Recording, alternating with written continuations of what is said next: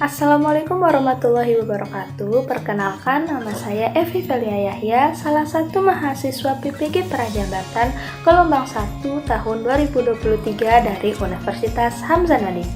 Hari ini saya akan menceritakan salah satu cerita dari daerah saya, yakni Sumbawa, yang berjudul Tanjung Menangis. Cerita ini telah diwariskan secara turun-temurun. Dengarkan dengan seksama ya, karena saya akan membawa kalian ke Sumbawa melalui sebuah kisah yang penuh misteri dan keajaiban, yaitu Tanjung Menangis. Pernahkah kalian mendengar tentang Sumbawa?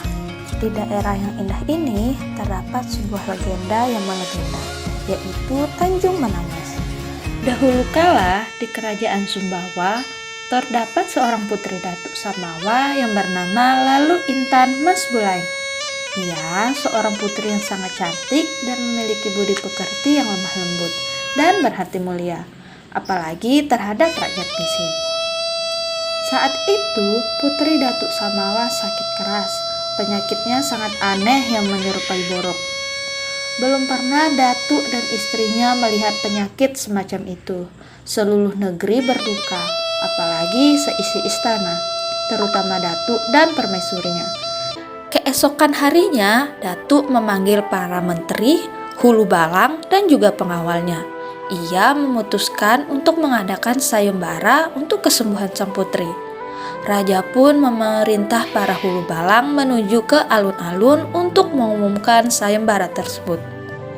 Pengumuman, wahai seluruh rakyat Sumbawa, Datuk Sumbawa mengadakan sayembara. Barang siapa yang dapat menyembuhkan Tuan Putri akan diberi hadiah. Jika ia perempuan akan dijadikan saudara, dan jika ia laki-laki akan dijadikan suami. Pengumuman Raja Sumbawa yang dikeluarkan dengan rasa putus asa itu langsung tersebar ke seluruh pelosok negeri, bahkan ke kerajaan lain. Tak pelak, banyak lelaki dari berbagai penjuru tanah Samawa berlomba untuk menyembuhkan Lala Intan Bulaing. Silih berganti, para dukun dan ahli pengobatan berusaha menyembuhkan penyakit yang diderita Tuan Putri. Namun tak ada satupun yang berhasil. Hingga suatu hari, datanglah sosok lelaki tua ke istana Raja Sumbawa untuk mengobati sang putri. Penampilannya yang sangat kumal dan bau. Ia mengenakan baju putih yang lusuh dengan janggut panjang dan lebat. Tubuhnya bongkok dan berjalan menggunakan tongkat. Namun, kedatangan orang tua itu tidak mendapat sambutan hangat dari pengawal kerajaan dan keluarga raja. Ia dihina dan dicemooh oleh semua orang. Lelaki tua itu pun diusir dari istana. Namun, Datuk menahannya dan meminta lelaki tua itu untuk mencoba menyembuhkan Tuan Putri. Lalu Datuk mempersilahkan lelaki tua itu masuk melihat Tuan Putri. Setelah melihat keadaan Tuan Putri, ia memutuskan untuk membawanya ke sebuah tempat kebun di Karanglapan. Di tempat itu, lelaki tua menancapkan tongkatnya, dan seketika keluarlah air. Tempat ini kini diberi nama dengan Buin Ayawak. Lelaki tua itu memandikan Tuan Putri dari air yang keluar dari buin tersebut. Pada siraman pertama dan kedua, belum tampak perubahan pada tubuh Tuan Putri.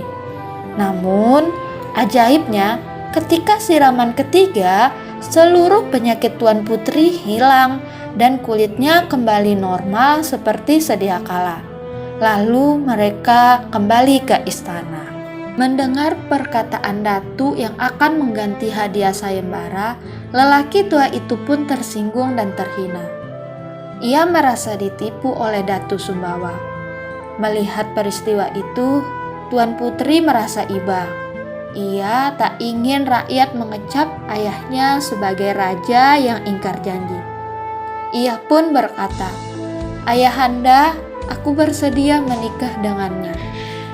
Sang Datuk seketika menjadi murka dan mengusir lelaki tua itu dari istana. Lalu dengan perasaan kecewa, tanpa menoleh lagi, lelaki tua itu pun pergi meninggalkan istana menuju sampan yang telah ia sediakan di tepi pantai. Tanpa diketahui, Tuan Putri berlari mengejar lelaki tua itu. Namun sudah terlambat. Sampan yang dinaiki oleh lelaki tua itu sudah berlayar menuju lautan. Lelaki tua yang ternyata seorang pemuda tampan itu tak lain adalah putra Raja Bone Sulawesi. Ketika pengawal kerajaan menjemputnya, ia tak mau pulang ke istana. Ia bersumpah lebih baik menjadi batu daripada harus pulang. Konon, cerita ini berakhir bersamaan dengan berubahnya sang putri menjadi seonggok batu yang menyerupai seorang yang tengah menangis.